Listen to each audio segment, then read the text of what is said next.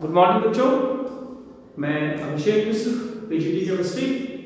आज 12th class के लिए आज का टॉपिक हमारा है कि जो एल्काइल हैलाइड्स और एराइल हैलाइड्स हैं उनकी फिजिकल और केमिकल प्रॉपर्टीज क्या है, उनकी सॉल्युबिलिटी का क्या ऑर्डर है, बॉइलिंग पॉइंट का क्या ऑर्डर है और मेल्टिंग पॉइंट का क्या ऑर्डर है, केमिकल प्रॉपर्टीज में सब्स्टिट्यूशन रिएक्शन कब देंगे, एलिमिनेशन रिएक्शन कब देंगे और भी बहुत सारी चीजें जिनका हम डिस्कशन करेंगे। हमारे पीछे बोर्ड पर आप ढेर सारे रिएक्शन देख रहे होंगे, फिर से हम इनको एक्सप्लेन करते हैं। लिखने में टाइम वेस्ट ना हो इसलिए हम लोग पहले बोर्ड पे लिख लेते हैं, उसमें डाटा थोड़ा सा बच जाता है क्योंकि इसी हमारे पर्सनल डाटा में से ही हमें एक दो क्लास और लेनी होगी। फिलहाल हम टॉपिक में चलते हैं। पहला पॉइंट है बॉइलिंग पॉइंट। ये हमने 11th क्लास में भी आपको बताया था कि बॉइलिंग पॉइंट के कुछ रूल्स हैं कि अगर नंबर ऑफ कार्बन एटम बढ़ेंगे तो सरफेस एरिया ऑफ कांटेक्ट बढ़ेगा और बॉइलिंग पॉइंट बढ़ेगा। Number of carbon atom methyl halide से ज्यादा बॉइलिंग पॉइंट होगा इथाइल हैलाइड का, उससे भी ज्यादा होगा प्रोपाइल हैलाइड का। तो ये पहला ऑर्डर आप देख लीजिए, methyl halide, ethyl halide, propyl halide. अगर सेम कार्बन हो, दो हैलाइड जिसमें सेम कार्बन हो, उसमें ब्रांच वाले का बॉइलिंग पॉइंट कम होगा, बिना ब्रांच वाले जो लीनियर होगा उसका बॉइलिंग पॉइंट ज्यादा होगा। क्यों भाई? 11th क्लास में डिस्कशन ये भी किया था कि जब हम ब्रांचिंग करते हैं तो मॉलिक्यूल्स स्फेरिकल शेप में आते हैं और स्फेरिकल शेप का सरफेस एरिया ऑफ कांटेक्ट कम होगा, तो फोर्स ऑफ अट्रैक्शन कम होगा, बॉइलिंग पॉइंट कम होगा। ये आप समझ चुके हैं। फिर से बता दें, अगर हम हैलोजन की बात करें, मॉलिक्यूलर मास बढ़ जाए और कार्बन सेम रहे तो बॉइलिंग पॉइंट बढ़ेगा। क्लोरीन का सबसे कम, फ्लोरीन का ज्यादा, दो क्लोरीन का ज्यादा, तीन क्लोरीन का और ज्यादा, तो नंबर ऑफ हैलोजन अगर बढ़ते जाएंगे तो बॉइलिंग पॉइंट बढ़ता जाएगा। अगर कार्बन सेम रहे और हैलोजन डिफरेंट रहे तो मैं बता दूं फ्लोरीन का बॉइलिंग पॉइंट ज्यादा होगा, क्लोरीन का कम होगा, ब्रोमीन का और कम होगा और आयोडीन का सबसे कम होगा। ये डिपेंड करता है इलेक्ट्रोनेगेटिविटी। तो fluorine is the most electronegative, इसलिए इसका बॉन्ड स्ट्रांग होगा, आर के साथ इसका बॉइलिंग पॉइंट ज्यादा होगा। सॉल्युबिलिटी की जहां तक हम बात करते हैं, पोलर होने के बावजूद भी आरएक्स बॉन्ड वाटर में सॉल्युबल नहीं है। क्यों? इसके बारे में मैं फिर से पुरानी क्लास में जाता हूं। हमने आपको बताया था कि अगर ये चौक है हमारे हाथ में, इसको पानी में डाल दें तो दो तरह की एनर्जी देखने को मिलती है। चौक का मॉलिक्यूल्स आपस में किस एनर्जी से जुड़ा है, that is called lattice enthalpy. अगर चौक को पानी में डाला तो निकली कौन सी एनर्जी? Hydration energy. और हमने पहले आपको बता रखा है कि हाइड्रेशन एनर्जी अगर ज्यादा है लैटिस एनर्जी से तो सॉल्युबल, तो यहां पर ज्यादा नहीं होगा। हम कहेंगे when Rx is dissolved in water, less amount of energy is released which is not sufficient to break the H bond present in the water molecules। ये एनसीईआरटी की लाइन है। सिंपली आप ये भी लिख सकते हैं कि हाइड्रोजन बॉन्ड का फॉर्मेशन नहीं होता इसलिए सॉल्युबल नहीं।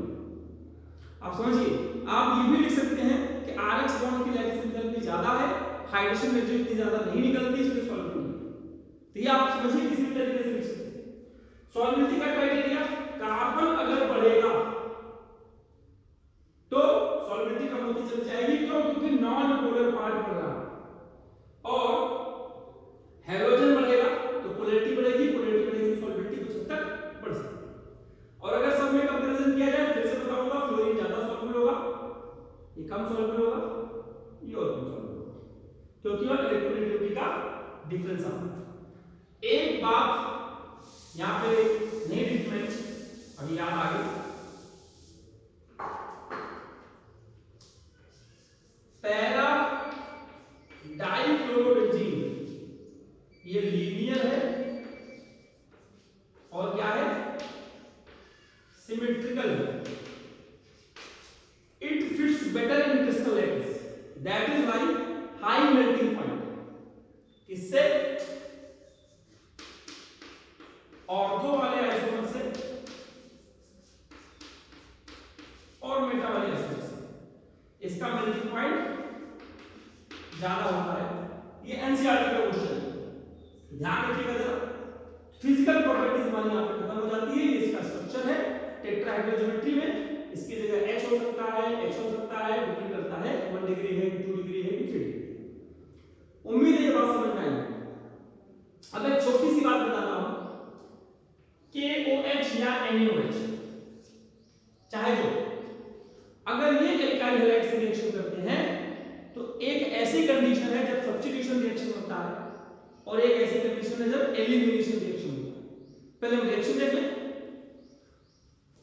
CH3 CH2 CH2 Br 1 bromopropane या फिर प्रोपाइल ब्रोमाइड एल्कोहलिक KOH या एल्कोहलिक NaOH से जब रिएक्शन होती है तो एलिमिनेशन रिएक्शन हो, इसका H निकला और इसका Br निकला, एल्कीन बना, HBr प्लस करके लिख सकते हैं, नहीं भी लिखेंगे तो फर्क नहीं पड़ेगा, नाइट्रोजन निकला है। एक्वस KOH जब रिएक्शन करेगा, एक्वस NaOH जब रिएक्शन करेगा तो यहां पर Br रिप्लेस हो जाएगा किससे, ये OH इस Br को रिप्लेस कर देगा सब्स्टिट्यूशन रिएक्शन। अब ऐसा क्यों हुआ, पहले इसका रीजन समझ लो। जो एक्वस OH माइनस है ये स्ट्रॉन्ग न्यूक्लियोफाइल की तरह बिहेव करता है, वीक बेस की तरह बिहेव करता है, इसलिए सब्स्टिट्यूशन कॉज करता है।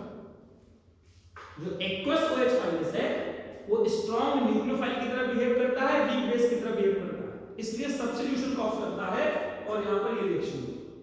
और एल्कोहलिक वाला क्या है, वो वीक न्यूक्लियोफाइल की तरह बिहेव करेगा और स्ट्रॉन्ग बेस की तरह बिहेव करेगा, तो क्या कॉज करेगा, elimination.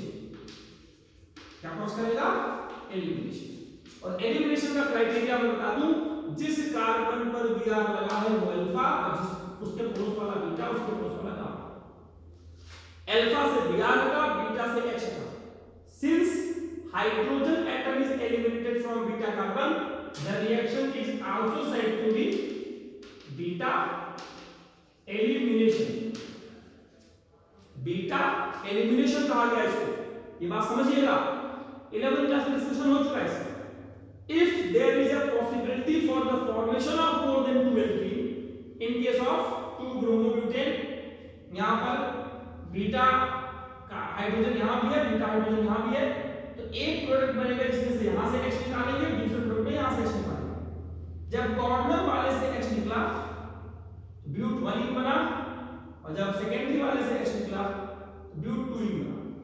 In that situation, when the more than one product is formed as a result of beta elimination या elimination reaction, तो that alkene is more stable, which is more substituted.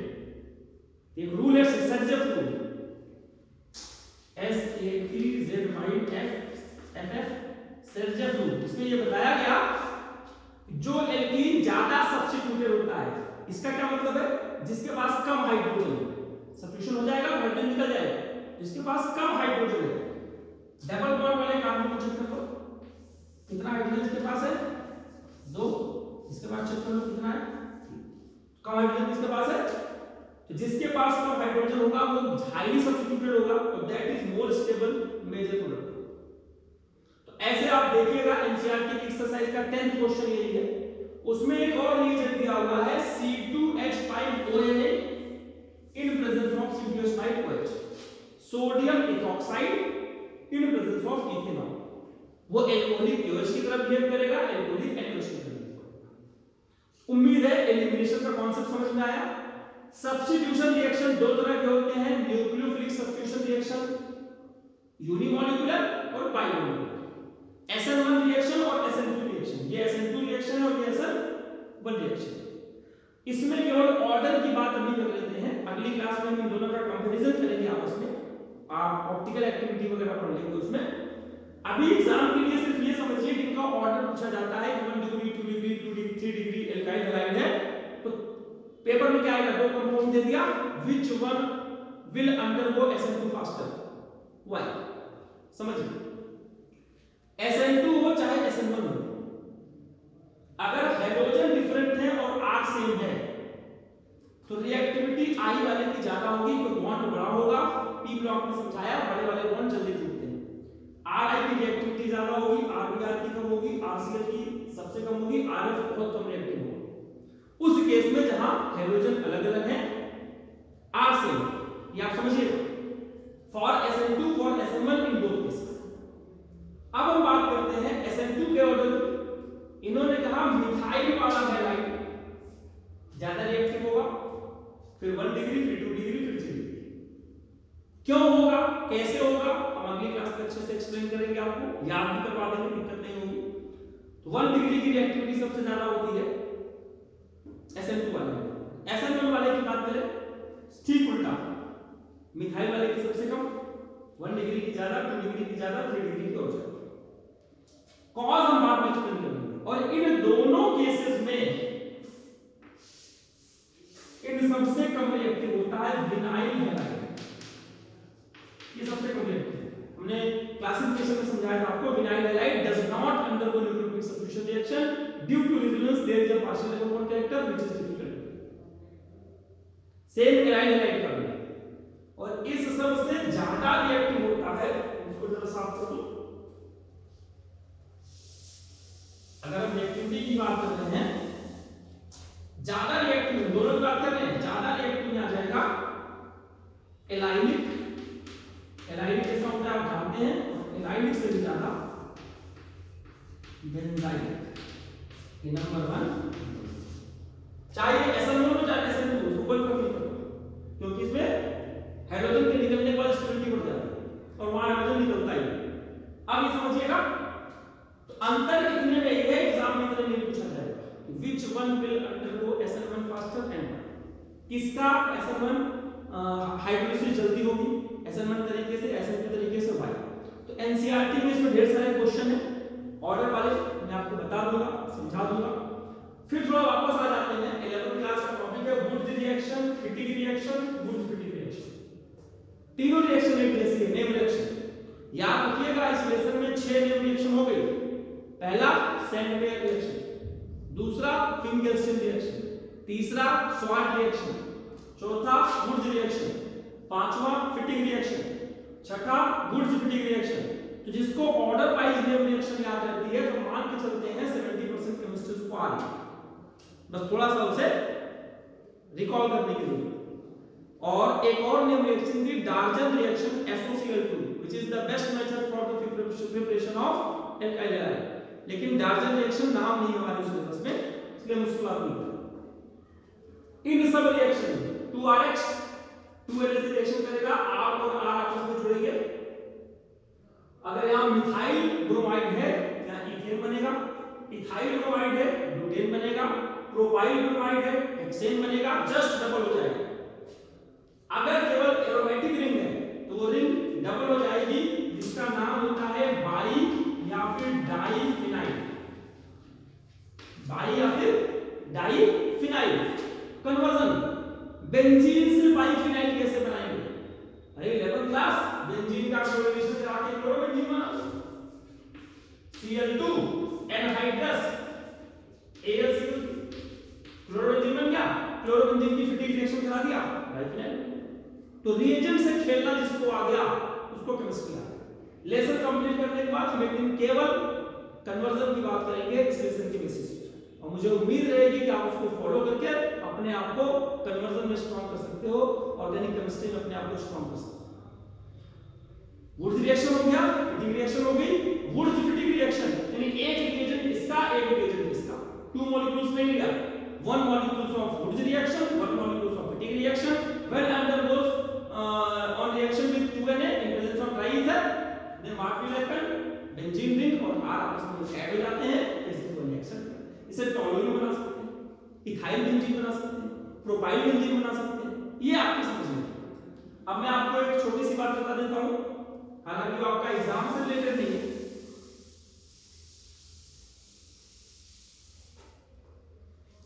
ये आपको बस समझना है, अगर CH3 CH2 CH2 Br है और इसकी रिएक्शन हम इससे करा रहे हैं क्लोरीन से, रिएजेंट यही है 2Na ट्राइथर। तो ध्यान से समझिएगा 90% बच्चे ये बनाएंगे, बनेगा लेकिन बहुत माइनर प्रोडक्ट बनेगा, 1% से कम बनेगा, माइनर प्रोडक्ट नहीं बनेगा। असली क्या बनेगा?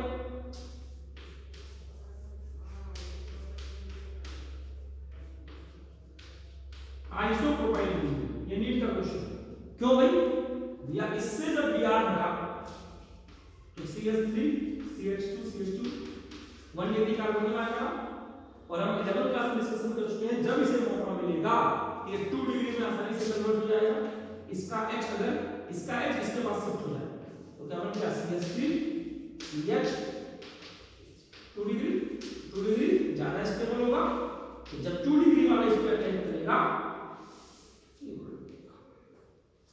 तो इस तरह की बातें आपको समझनी है, ये आपके एग्जाम वगैरह में आ जाती है, नीट वगैरह में, जेईई के एग्जाम में, तो आप किस तरीके से अपने आप को थोड़ा सा इंप्रूव कर सकते हो।